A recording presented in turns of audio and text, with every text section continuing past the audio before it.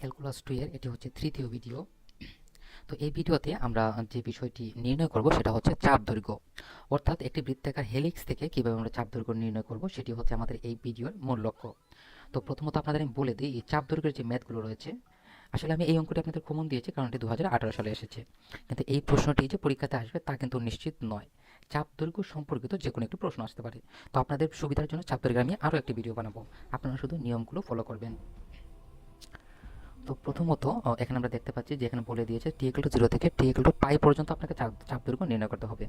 তো এখানে যে লাইনটা আপনি দেখতে পাচ্ছেন সেটি হচ্ছে চাপ দৈর্ঘ্য নির্ণয়ের সূত্র, সেটি আপনাকে খুব ভালো করে মুখস্থ করতে হবে। এবং এখানে যে লিমিটটি দেওয়া হয়েছে এই লিমিটটি প্রশ্ন অনুযায়ী হবে। এখানে দেখেন টি এর মান 0 থেকে হচ্ছে আপনার পাই পর্যন্ত, 0 থেকে পাই পর্যন্ত, সেজন্য এটা লিমিট হয়েছে 0 থেকে পাই পর্যন্ত। এবং এখানে বাকি যা দেখতে পাচ্ছেন সবটাই হচ্ছে সূত্র। এখন দেখেন এই প্রশ্নের মধ্যে কিন্তু এক্স, ওয়াই এবং জেড এই তিনটি মান কিন্তু দিয়ে দেওয়া হয়েছে, সো আপনি এগুলো প্রথমে লিখবেন। তারপরে এই অংশটা লক্ষ্য করেন, এখানে ডি ডিটি অফ এক্স, অর্থাৎ এক্সকে আপনাকে টি এর সাপেক্ষে অন্তরীকরণ করতে হবে। তার মানে হচ্ছে এই অংশকে আপনার টি এর সাপেক্ষে অন্তরীকরণ করতে হবে। তাহলে আমরা লিখব ডি ডিটি অফ এক্স কস টির অন্তরীকরণ হচ্ছে মাইনাস সাইন টি। অনুরূপভাবে আপনাকে এটাকেও টি এর সাপেক্ষে অন্তরীকরণ করতে হবে। সাইন টির অন্তরীকরণ হচ্ছে কস টি এবং টি এর সাপেক্ষে অন্তরীকরণ হচ্ছে 1। তো অন্তরীকরণটা আশা করি আপনারা সবাই বুঝতে পেরেছেন। তারপর আপনাদের আর একটাই কাজ, সেটা হচ্ছে যে মানগুলো আপনি পেয়েছেন সেই মানগুলো এখন সমীকরণে বসিয়ে দেন। তো বসিয়ে দেওয়ার পর আপনি ঠিক এভাবে একটা লাইন পাবেন। এখানে লক্ষ্য করেন মাইনাস সাইন টি হোল স্কোয়ার মানে হচ্ছে সাইন স্কোয়ার টি, কস টি হোল স্কোয়ার মানে হচ্ছে কস স্কোয়ার টি।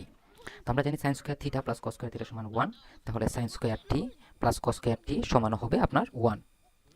তাহলে এই অংশটা মান হচ্ছে 1 প্লাস আরেকটি 1 রয়েছে। তো এই সম্পূর্ণটা আপনি ক্যালকুলেশন করলে পেয়ে যাবেন √2 সাথে হচ্ছে ডিটি। ইন্টিগ্রেশন অফ ডিটি মানে হচ্ছে টি, এবং এই টি এর লিমিট হচ্ছে আপনার 0 থেকে পাই পর্যন্ত।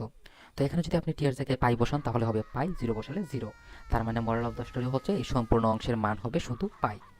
তো যেহেতু আপনার প্রথমে একটি মান ছিল √2 আর ডিটি এর ইন্টিগ্রেশন হচ্ছে পাই, তার মানে এটার আনসার হচ্ছে √2 পাই। তাহলে আমরা বলতে পারি নির্ণয়ের চাপ দৈর্ঘ্য হচ্ছে √2 পাই একক।